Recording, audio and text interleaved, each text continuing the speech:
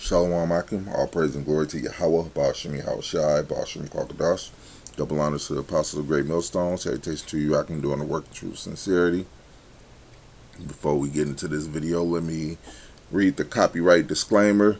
Copyright disclaimer: under Section 107 of the Copyright Act 1976, allowance is made for fair use for the purpose such as criticism, comment, news reporting, teaching, scholarship, and research. Fair use is permitted by copyright statutes that might otherwise be infringing.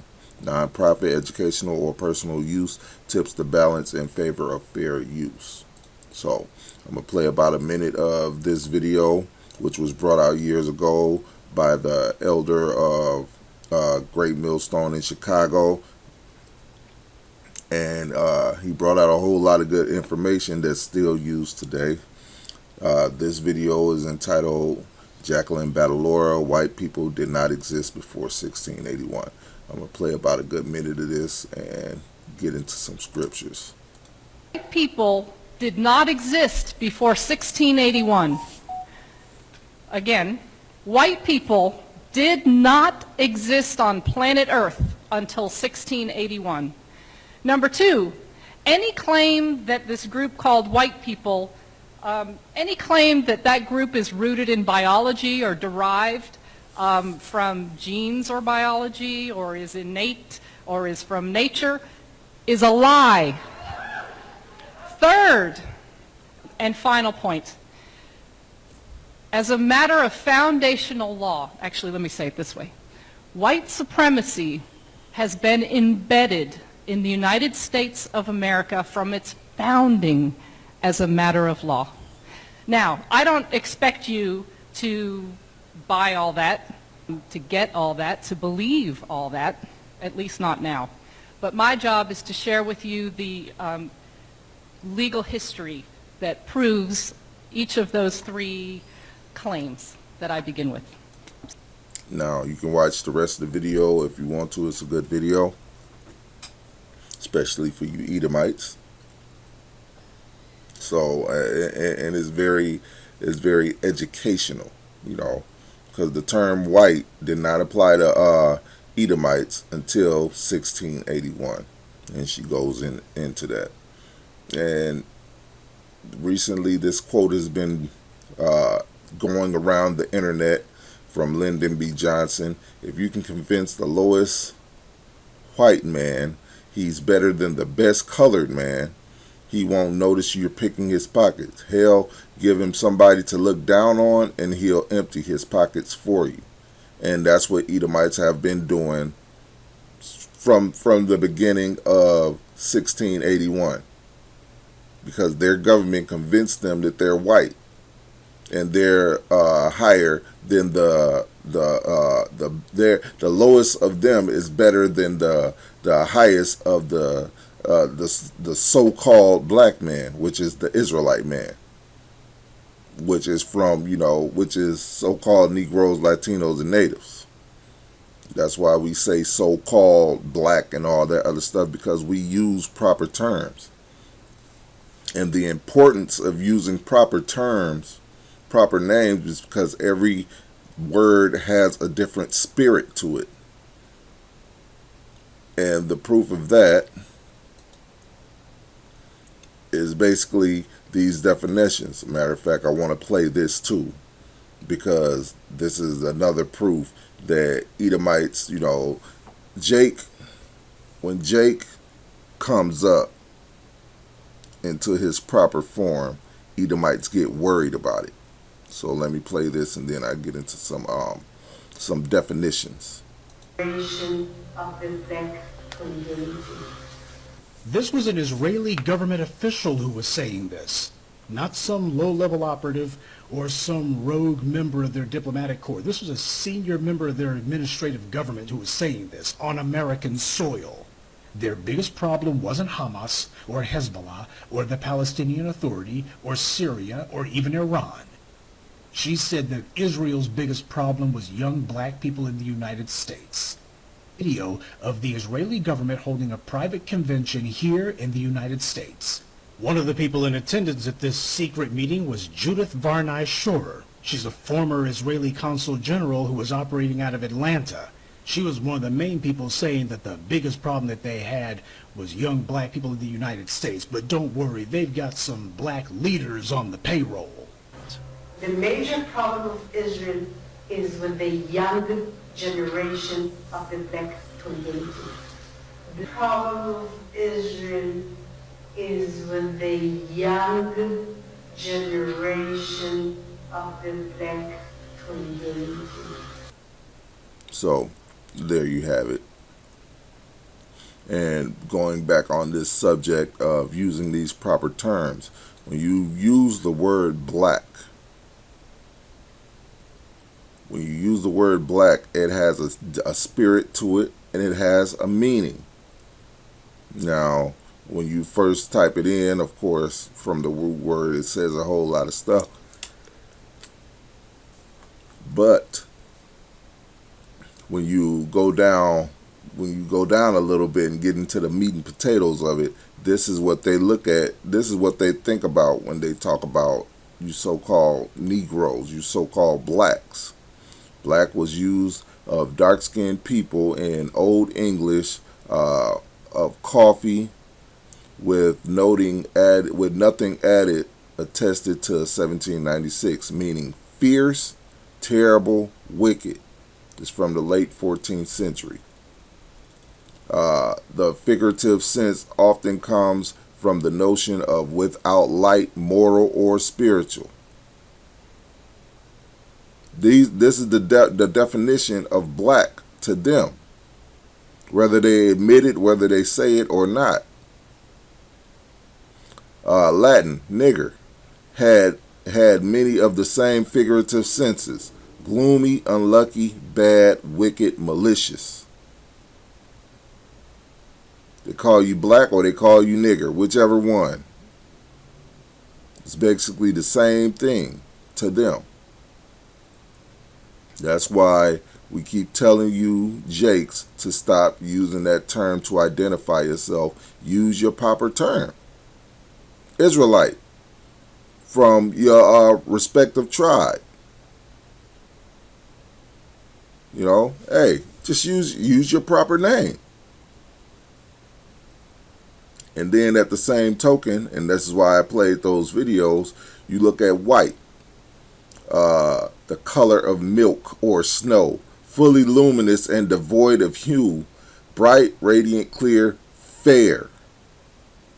If it's talking about a color, what is fair in there for? Then as a surname, originally the reference of fair hair or complexion, one of the Old English being well established before the conquest 13th century, they say. But of course, white wasn't attested to people until 1681. So it can mean the opposite of what black means. So shit, what is it?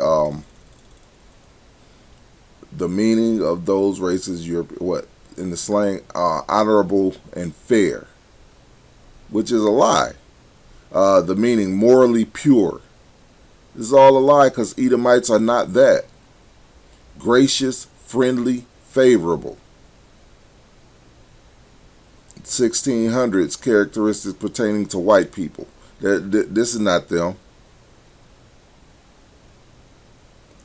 This is not. They're not morally pure. Otherwise, they wouldn't have came up with the LGABC people.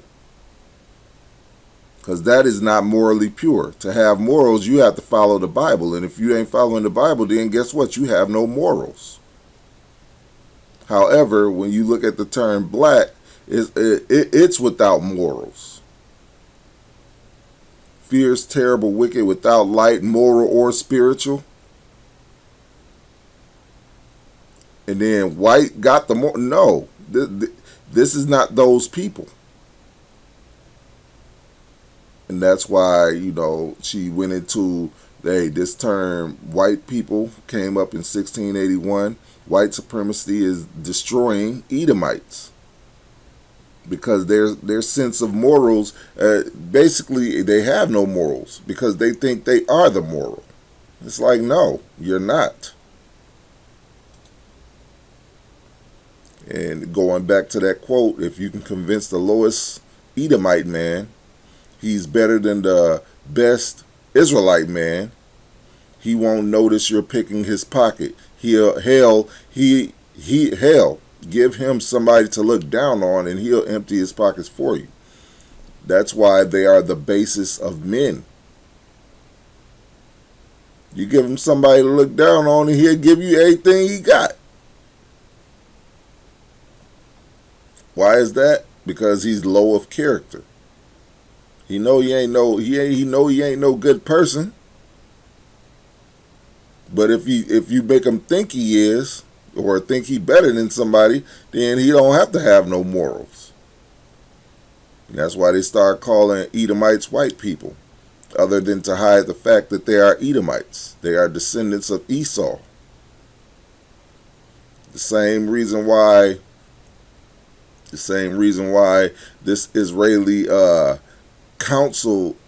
former council member said that the Jake youth are the biggest threat to them.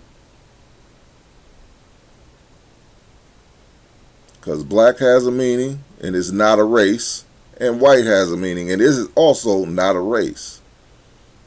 And the Israelis got this big problem because of the meanings of these words coming out.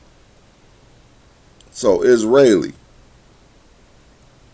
citizen of the state of Israel, because they use their words to hide the truth. Basically, Edomites are deceitful. A citizen of the state of Israel, 1948, from Israel Hebrew national designation suffix E with the I. Also used in English as an adjective, 1948. It distinguishes the citizens of the modern state from the ancient people who had been known in English since the 14th century as Israelites. These are Israeli people. Now you see Israel up there and all that. Watch this. Black is with the young generation of the black community. This was an Israeli government official who was saying. Notice, this was an Israeli government official who's saying this. So they know there's a difference between Israel and Israeli. That's why they call themselves Jewish. And when you even go into the meaning of Israelite, because one of the brothers had typed it in on their AI, and it actually said almost the same thing as this. But Israelite, this right here is a hijack right here. They tried to make that hijack, because the tribe of Judah is only one of the sons of Israel or Jacob. So in the mid-14th century, one of the people of ancient Israel, a descendant of Israel or Jacob. Because if you know anything about the scriptures, Jacob's name was changed to Israel after he wrestled with the angel. From Latin, Israelita. From Greek, Israelites. From Israel, see Israel. You know, you're basically a descendant from Jacob, who was later, whose name was changed to Israel. You're one of his 12 sons, or 13 sons, which we know that is 12 tribes because Dan is mixed in with the other tribes. Israel, see, this right here, this Jewish term is a hijack. It's not Jewish, because all of the 12 sons of Israel had a name to their tribe, which was the name of the sons of Jacob. You got 12 sons.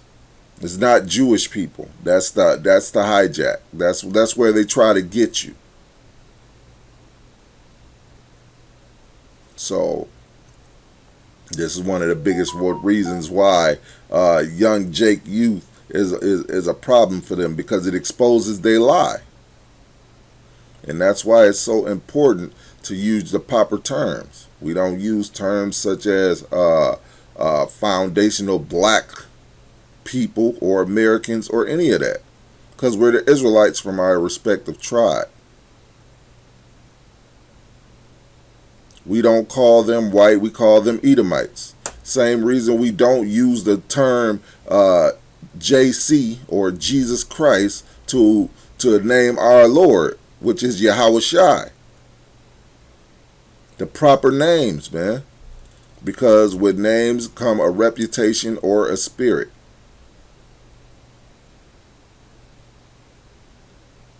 That's why it's so important to use these proper terms, and that's why we push it. That's why we constantly push the name of Yahweh and Yahweh Shai, because y'all need to know that. That is the proper name of the one you call Most High God and the proper name of his son. We don't use the terms that Esau gave you, that these Edomites gave you. Why? Because it comes with a spirit and a reputation.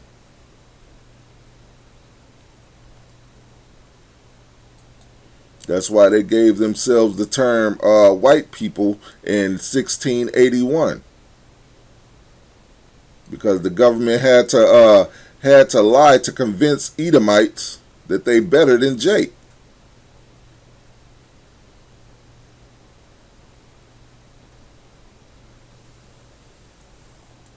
But I'm gonna end it there. You know, matter of fact, let me get one scripture.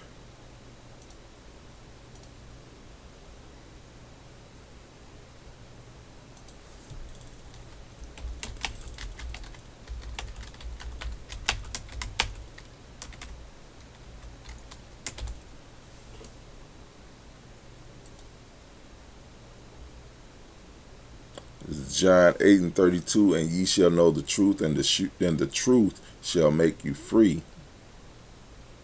And that what is going to make you free of? It's going to make you free of all the bullshit. All the lies that's being told in this kingdom, all the deceitfulness. There's no white people, there's no black people, there's Israelites, there's Edomites, there's Ishmaelites, there's Moabites, there's Ammonites, so on and so forth. Proper names, man, because it put things in its proper perspective. When you call Edomites white, you may not be thinking it in your foremind, but in your subconscious, this is what you're saying. When you call Israelites black, you may not be thinking it in your foremind, but this is what you're saying. Subconsciously. And that's why it's a very good thing to use the proper terms of who you are and who they are, because it put things in its proper perspective and it gives you a different spirit.